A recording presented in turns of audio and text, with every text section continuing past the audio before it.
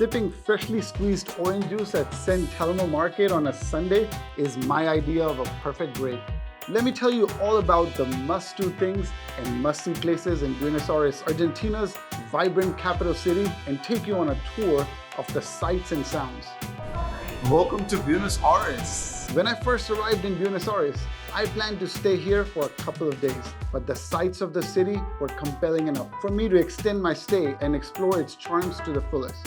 Buenos Aires is a feast for the senses. In this video, I'll show you 13 places to see and things to try in Buenos Aires for an unforgettable experience. Stroll down its wide avenues, explore colorful shops of San Telmo Market, and discover iconic sites like the Teatro Colon and La Recoleta Cemetery. Immerse yourself in the lively atmosphere of La Boca, and as the day turns to night, feel the energetic vibe of the carnival. Need a break? Let's find serenity amidst the bustle at the tranquil green spot in the heart of the city. But first, let's talk about getting here. Air tickets to Buenos Aires can be pricey, but there are ways to find affordable options. You can save up to 40% by opting for flights with layovers instead of direct ones. As for visas, if you're from the US, EU, or Australia, you can stay in Argentina visa-free for up to 90 days. If you already have a Schengen or US visitor visa, you're all set to explore this beautiful country without any additional paperwork. For others, visas can be easily applied through local consulates and embassies. I love to walk around a new place to get a first-hand feel. If you're going to a city for the first time, I highly recommend taking a walking tour with a local guide. Most will offer a free tour with an expert guide who works for tips. Otherwise, there's always Google Maps, but a walking tour offers a cultural familiarity with the city too. I chose Viajero Hostel at San Telmo in Buenos Aires because it was centrally located. On my first day, a walking tour to the popular San Telmo Market showed the city's popular street foods like the choripan and its curio shops. Locals love choripan, a dish you've got to try. It packs a juicy sausage amidst two pieces of bread with chimichurri sauce or other condiments. Food aside, San Telmo has lots of local crafts and products on sale. In fact, handicrafts are quite popular as they're sold in most street markets of Buenos Aires. On my second day, I walked to Centro, the city's most central spot and home to its main attractions. You can walk around here to find monuments like Plaza de Mayo and Casa Rosada and the city's theater district, Avenida. This is the central part of Buenos Aires. As you know, I'm walking to go see somebody local. This is a very European feel. If you can see behind me, that's the kind of architecture that you see in Paris. Those buildings, those styles, those green tops. This time, I'll have a local guide and buddy with me. Her name is Lorena. Hi, nice to meet you. At over 203 square kilometers, Buenos Aires is a huge metropolis, almost twice as big as Paris. Having a local person helps in ensuring that you don't miss out on the best attractions. Lorena and I began exploring the city's avenues with famous Avenida Julio Roca, part of the Montserrat neighborhood. This is a landmark spot for its architectural aesthetic and historical significance. It is also called the Diagonal Sword because of its position at a crossroad that leads to important points in the city like Plaza del Mayo and Casa Rosada. This statue is called Roca, and then you see behind me there is a church and there is a clock tower. That clock tower was here as a part of the original building, and the rest has been built again. And then what you saw here is the legislation building. So this is an important part of the town here. A 10-minute walk will take you to the most famous cafe in the city, one that has served delicious coffees and chocolates and churros for over 150 years to poets, artists, and top politicians. Cafe Tortoni. There's a lot to read about Cafe Tortoni on travel websites. So there's always a huge line here because this is such a tourist spot. But let's go check it out. With so many people waiting to get inside, it's clear that its cafe is a part of this city's history. Its luxurious interiors testify to this country's wealthy and culturally enriched heritage. Hi guys, so this is a huge line here, and this may be like an hour that we have to wait in line. So I am probably going to skip and go to a different restaurant. Those empanadas we looked at, those are really good. I'm sure we can find many other places like this. Like me, if you don't want to wait in lines for food, there's plenty of places to eat here. For now, it's time to walk to the spot where Argentina gained independence, Plaza de Mayo. Buenos Aires has been rebuilt about 4 times in 4 centuries, but the city's immaculate planning remained intact. Most important buildings that form the country's administrative center are almost all located within a walk of 9 to 10 minutes. From Cafe Tortoni, we strolled to the heart of the city center. At Plaza de Mayo, Argentina was declared independent of colonialism in 1816, and the May Revolution of 1810 was born here. In the center stands the Pyramid de Mayo, a white monument marking this historic event. You might recognize Plaza de Mayo as the avenue of both protests and celebrations. Adjacent to the plaza is Casa Rosada, the Pink Palace, Argentina's presidential palace. Unlike the White House, the president does not reside here, but works from this iconic building. From Evita Perón's iconic speech to the current president Javier Milei's opening speech, this balcony appears in news photos and videos often. Near this palace, I discovered a remarkable memorial site honoring the victims of the COVID-19 pandemic. Following Jewish tradition, the people of Argentina have inscribed the names of the victims on stones placed around the statue of General Manuel Belgrano. It's a solemn place where people gather to remember their lost loved ones. Just a few minutes away is Cathedral Metropolitana, one of Buenos Aires' oldest churches. The cathedral is a national historic site that contains the mausoleum of General José de San Martín, Argentina's most revered hero, who led the country to independence. That was a very nice and a peaceful experience. A nice church indeed. Had a really good time. It felt very peaceful. Very much recommended. When you come here to Plaza de Mayo, you could visit this church. Besides classic colonial architecture and wide tree-lined avenues, Buenos Aires has street food and handicraft being sold almost everywhere.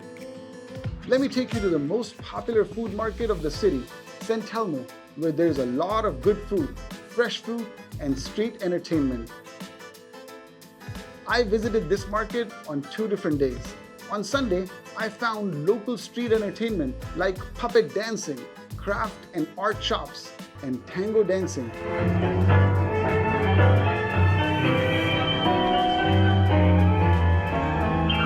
All for free.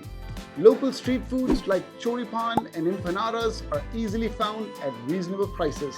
I opted for a fresh dose of vitamin C. Very nice. While San Telmo brings ethnic foods and shops, you've got to visit the neighborhoods of Laboca and Puerto Madero. Both are built around the ports but have distinct things to offer. Laboca is a cultural melting pot that blends foods and music from 2 centuries of portside immigrants. Its colorful facade is hard to miss, and today it is home to Boca Juniors, one of Argentina's 2 largest football teams. On the other side of the port, there is Puerto Madero, a red brick neighborhood which hosts posh steakhouses and wine bars. A well-lit, wide portside with street hawkers makes hanging out at Puerto Madero a popular weekend activity. Ferries for Uruguay depart from this port. From February to May, especially in Buenos Aires, the streets burst with vibrant murga performances. Each neighborhood hosts its own murga shows, filling the streets with entertainers. These performances are lively street theater for musical acts, accompanied by infectious music and carnival dancing. As preparation for the carnival atmosphere, I took advantage of free dance lessons at my hostel. The spirit of the Murga Carnival is infectious, and it is almost impossible to resist street-style dancing on display here. Buenos Aires has landmark pieces of colonial architecture that simply can't be missed. The world's widest avenue, Avenida 9 de Julio, connects to the central square. But the most recognizable monument here is El Obelisco. That is the most iconic building of all of Buenos Aires. Like whenever you think about Buenos Aires, this is what comes to mind. Like the picture that comes to mind would be this. This is Obelisco de Buenos Aires, meaning it is that same oblique that's in the Washington Square in Washington, DC as well. Hey guys, so I am here in Belgrano. Belgrano is a place as posh as Palermo. Same prices, very luxurious. And right here you would find this historic museum. Belgrano has different museums, but the most important spot here is Teatro Colon. Just like Recoleta Cemetery, Teatro Colon is symbolic of the layered history of Buenos Aires. It is a luxurious theater that has hosted operas and performances from the most celebrated artists of Latin America. The entrance has a museum paying tribute to Argentina's rich history of performing arts, and it is supposed to have the best acoustics in the world. La Recoleta is the final resting place of Eva Perón, the most famous First Lady of Argentina. It is listed amongst the world's top 10 most beautiful cemeteries and has poets, politicians, artists, and affluent resting here. I stayed at an Airbnb in Palermo, a neighborhood known for eateries, craft shops, and a thriving nightlife. So I am walking in Palermo, Hollywood, and you can see there are a lot of different nice places to eat. The one behind me is Temple. It's very lively atmosphere. If you want to come here, you gotta just come to Palermo and come on Fitzroy Street. It's called Palermo Hollywood. I decided to treat myself to a classic Argentinian asado here, a meat and sausage meal. Alright guys, this is the barbecue. Wow, it looks so good and it's so much. I think we're gonna be so full. So yum. Just perfectly done. Now we're gonna try the famous chorizo. I love it. I am very full now, and there's still so much left. This is the largest Japanese garden outside of Japan. Welcome to the Japanese garden. So that's the entrance over there, and right opposite to the entrance is also a zoo, not too far away from here. So we're gonna go ahead, and this garden is really beautiful. You're about to find out. Let's go. So as I was saying, the Japanese society is the one that maintains all of the different trees properly, like different bonsais. So we're really excited to see what's inside.